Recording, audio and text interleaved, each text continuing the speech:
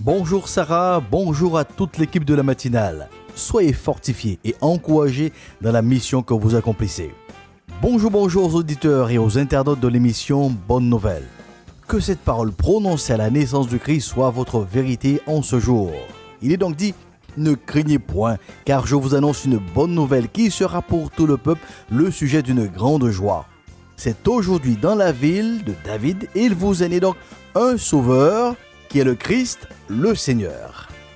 Oui, en ces temps de troubles, où la peur, le stress, l'angoisse, l'incertitude du lendemain polluent la qualité de l'air de la vie, le Christ est la bonne nouvelle. Un sauveur nous a aidés. Il nous a aussi rapporté le récit d'un homme qui fut émerveillé en voyant le nouveau-né. Lisons donc Luc 2 à partir du verset 25. Il déclare « Et voici il y avait à Jérusalem un homme appelé Siméon. Cet homme était juste et pieux, il attendait la consolation d'Israël et l'Esprit Saint était sur lui. Il avait été divinement averti par le Saint-Esprit qu'il ne mourrait point avant d'avoir vu le Christ du Seigneur. Il vint donc au temple, poussé par l'Esprit, et comme les parents apportaient le petit enfant Jésus pour accomplir donc à son égard ce qu'ordonnait la loi, il le reçut dans ses bras, bénit Dieu et dit « Maintenant Seigneur, tu laisses ton serviteur s'en aller en paix selon ta parole, car mes yeux ont vu ton salut. Salut que tu as préparé devant tous les peuples, lumière pour éclairer les nations et gloire d'Israël, ton peuple. » Son père et sa mère étaient dans l'admiration des choses qu'on disait de lui. Simeon les bénit et dit à Marie, sa mère, « Voici cet enfant est destiné à mener la chute et le relèvement de plusieurs en Israël et à devenir un signe qui provoquera la contradiction. Et à toi-même, une épée te transpercera l'âme, afin que les pensées donc de beaucoup de cœurs soient dévoilées. » Fin de citation. En ce 21e siècle, le Christ demeure, le salut préparé devant tous les peuples, lumière pour éclairer les nations. En ces heures sombres que vit notre Guadeloupe, Dieu seul sait combien nous avons besoin de la lumière du Christ pour éclairer notre Guadeloupe. L'évangéliste Luc continue en nous relatant le parcours d'une femme âgée, contemporaine du Christ, toujours en Luc chapitre 2. Il y dit au verset 36, « Il y avait aussi une prophétesse Anne, fille de Phanuel de la tribu d'Aser. Elle était fort avancée donc en âge et elle avait vécu 7 ans avec son mari depuis sa virginité. Restée veuve et âgée de 84 ans, elle ne quittait pas le temple et elle servait Dieu nuit et jour dans le jeûne et dans la prière. Étant survenue elle aussi à cette même heure, elle louait Dieu et elle parlait de Jésus à tous ceux qui attendaient la délivrance de Jérusalem. » Fin de lecture. Le Christ est une espérance attendue, concrétisée et éternelle. L'histoire de cette veuve enseigne donc un principe fondamental. Même quand la promesse de Dieu est immuable, même quand le projet de Dieu est irrévocable, nous devons contribuer à sa mise en œuvre, à son accomplissement en préparant le chemin par la prière. Avez-vous remarqué que tout le monde prie? Avez-vous observé que tout le monde a un besoin ou des besoins auxquels il ne peut y répondre seul? Avez-vous remarqué que tout le monde prie? Dans la vie de tous les jours, dans les courriers administratifs, sur le plan religieux. Nous partageons tous ce point commun, la prière. Elle est avant toute chose l'expression personnelle de ses besoins. C'est le moyen d'affirmer nos limites et de faire appel à une intervention extérieure. Une déclaration de David l'illustre parfaitement bien dans le psaume 34, le verset 7, où il déclare « Quand un malheureux crie, l'Éternel entend et le sauve de toutes ses détresses. » La prière est aussi l'expression des problématiques d'un groupe. Quel que soit le nombre, ce groupe affirme par le moyen de la prière ses limites, son incapacité à régler seul une crise. Le groupe sollicite une intervention divine.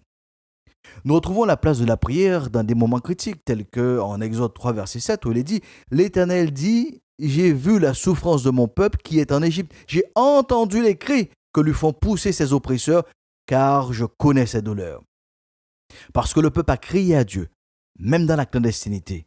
Dieu a vu, Dieu a entendu et Dieu a décidé d'intervenir. C'est dans ce contexte que Moïse entre en scène avec ce slogan « Laisse aller mon peuple ». Face au projet de génocide de Haman, premier ministre de l'Empire perse, la reine Esther lance au peuple juif un appel au jeûne et à la prière. La combinaison entre prière et action a débouché sur l'annulation de ce projet machiavélique. Et cela donnait donc naissance à la première fête des Pourim.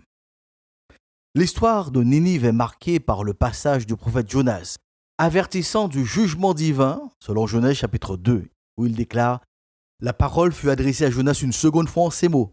Lève-toi, va à Ninive, la grande ville, et proclame-y la publication que je t'ordonne. » Et Jonas se leva et alla donc à Ninive selon la parole de l'Éternel. Or, Ninive était une très grande ville de 3 jours de marche.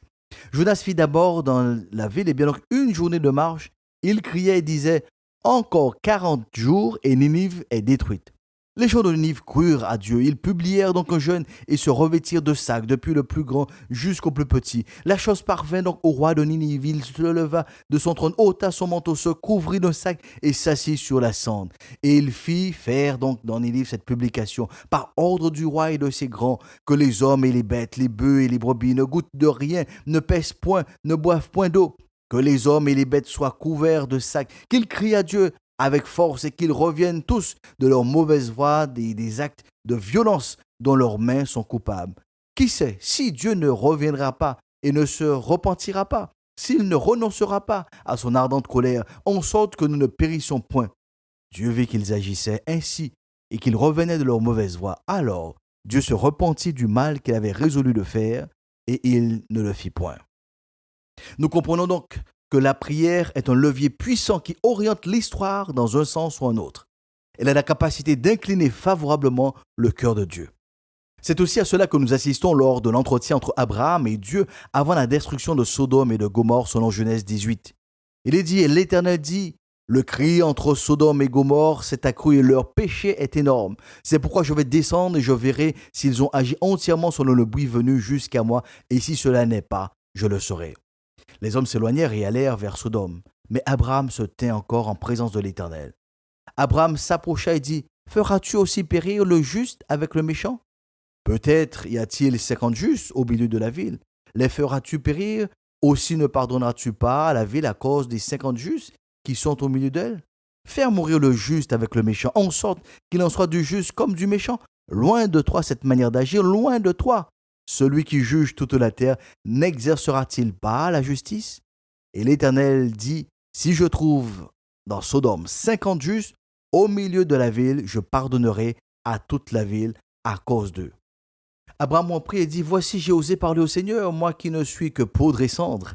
Peut-être que des 50 justes en manquera-t-il 5. Pour 5 détruiras-tu toute la ville? Et l'Éternel dit, je ne la détruirai point si j'y trouve 45 justes. La démarche d'Abraham ou l'intercession d'Abraham nous enseigne que ce n'est pas la recherche d'un intérêt personnel qui motive la prière, mais une soif de la justice.